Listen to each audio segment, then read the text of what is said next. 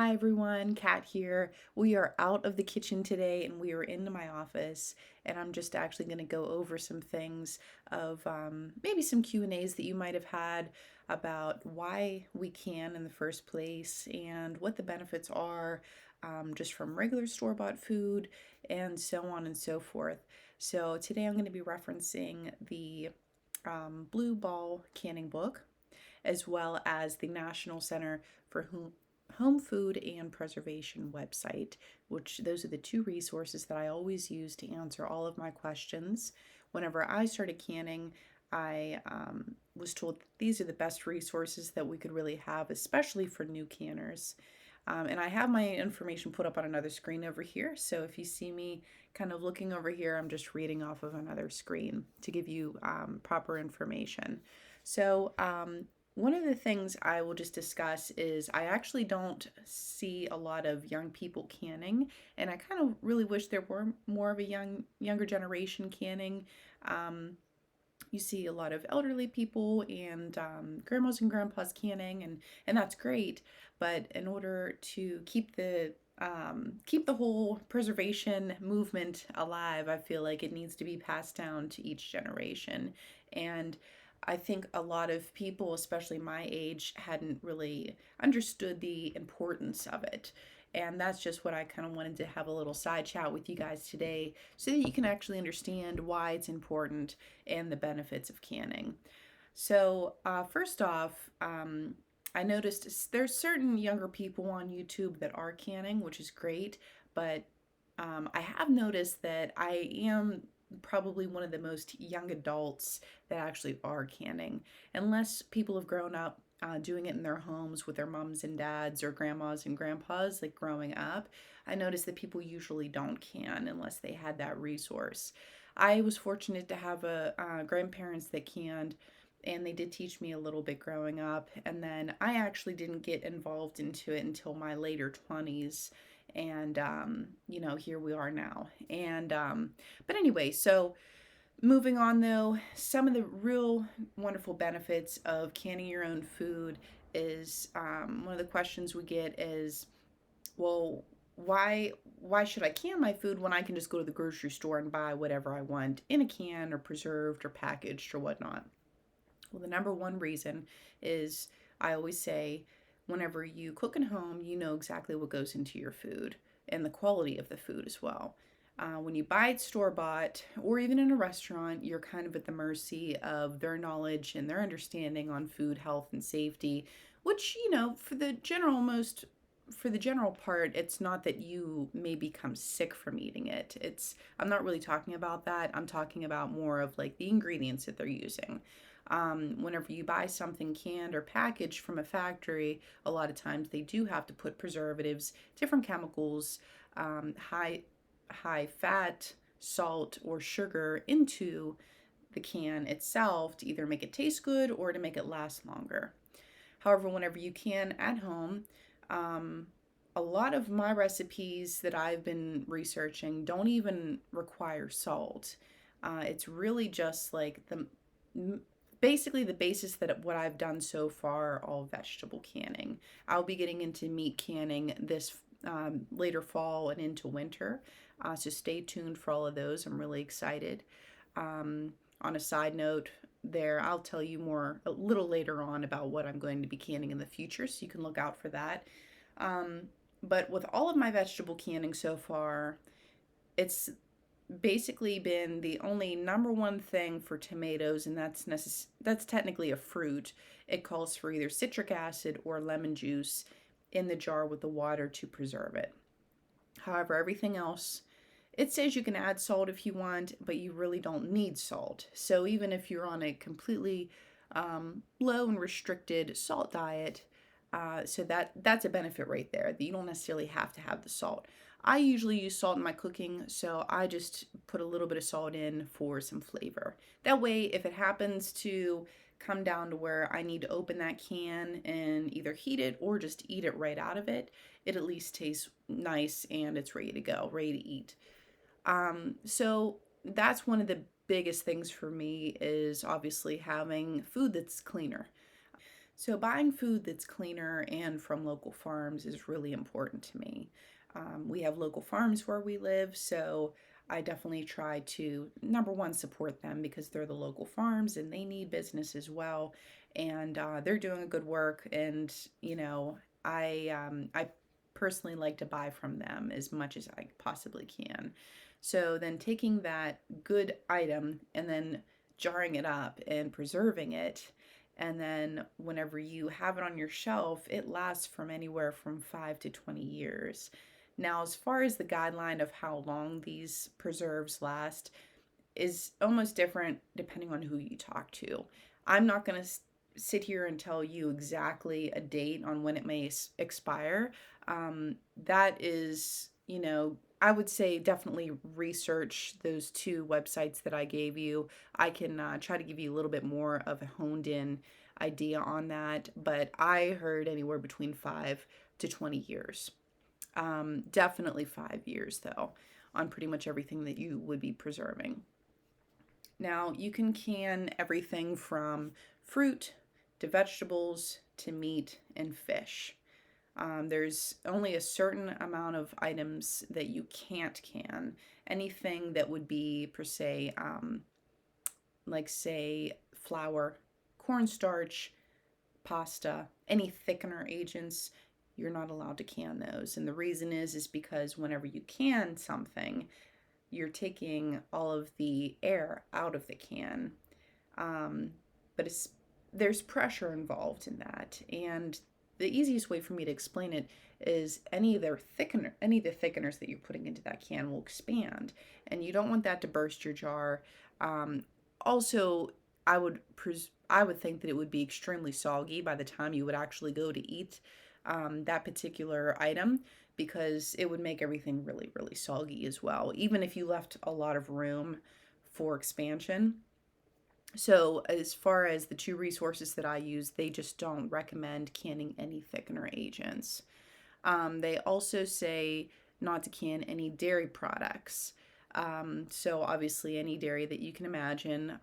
Dairy is all cow milk related. Now, however, you will find some people that want to can their own butter, and I'm pretty sure I've heard eggs too, but don't quote me on that one, just from researching on YouTube a little bit. But just make sure that you are canning with reliable resources. That's why I stick to the home preservation website and the Ball Blue Book for a reason. Especially when you're first starting out. When you're first starting out, stick to the guidelines and you'll be perfectly fine. If you're brand new to canning, there's really nothing to worry, nothing to fear about. Like I said, just learn the basic rules, stay within those until you get comfortable.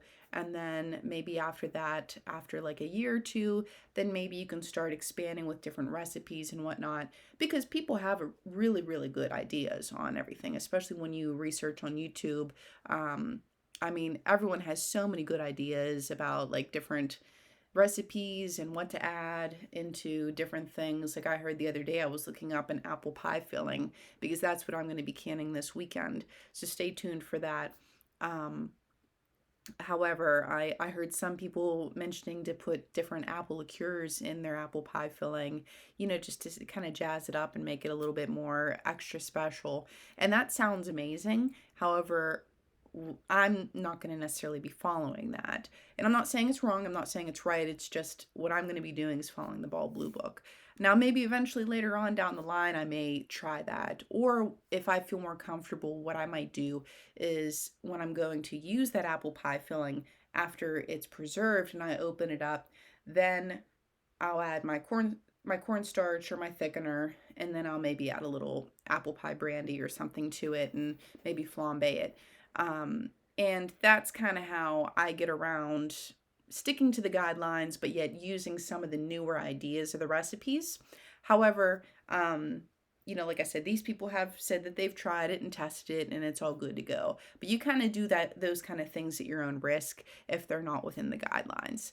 So long story short, if you're a brand new canner, just stick with the books, stick with the good websites that I've been giving you, and you really can't go wrong. Like I said, if you want to add those fancy things in after you open the can and you're ready to use it, then that's a different story. That opens up a whole new world of flavors and possibilities for you, which is really exciting.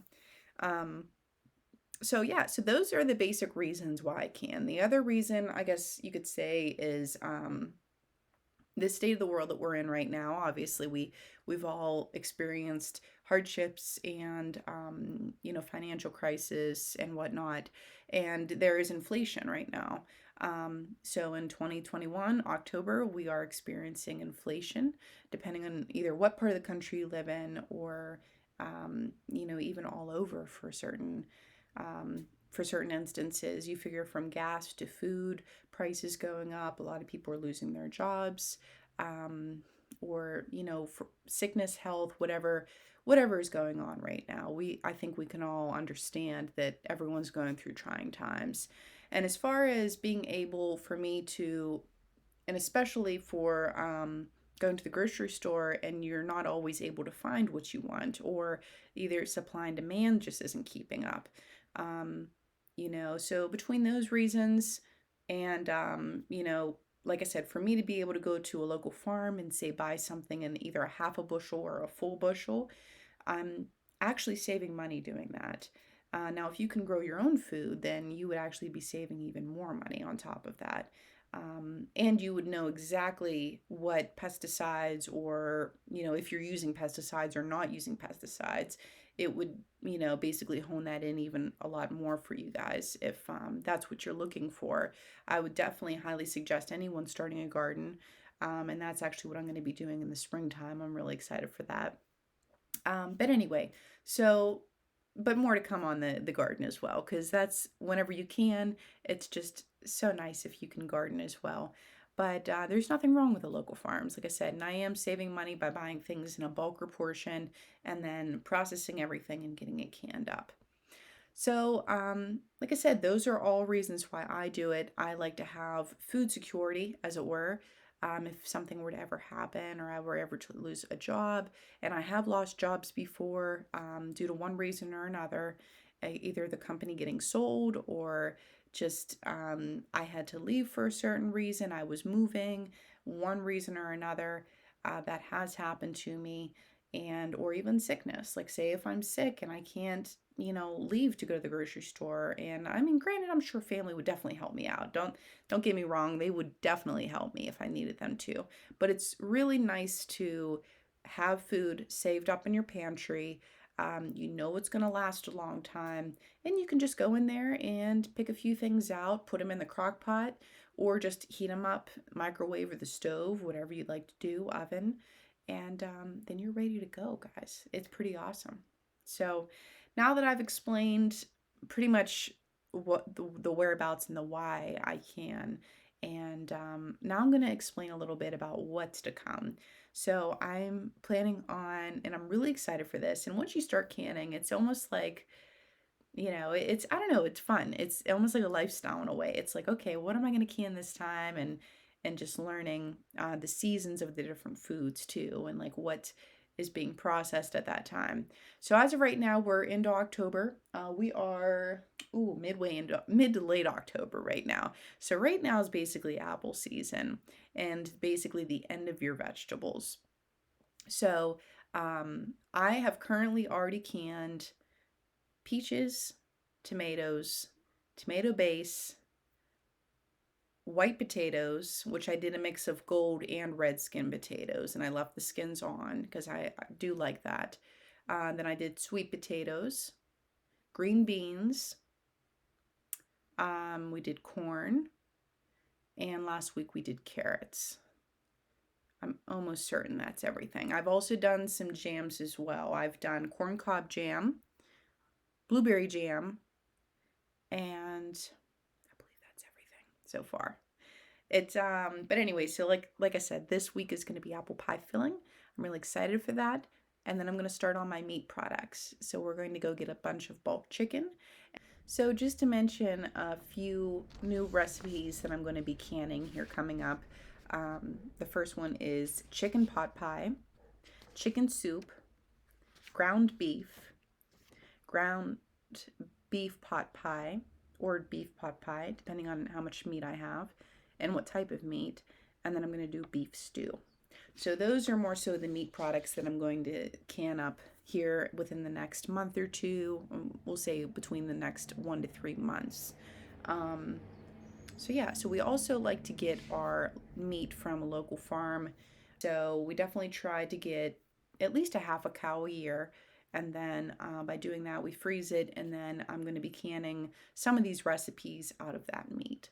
So it's always a good idea to have meat and vegetables and products in your freezer and on your shelf that are canned because they both last a certain length of time. Don't quote me on this, but as far as, and this is just for me, what I do, but I try to rotate things on in my freezer within a year. I try to rotate things out within a year. Certain things are actually a few months for me, just because I have a very sensitive stomach and also I don't want to produce too much in there to where I'm not using it.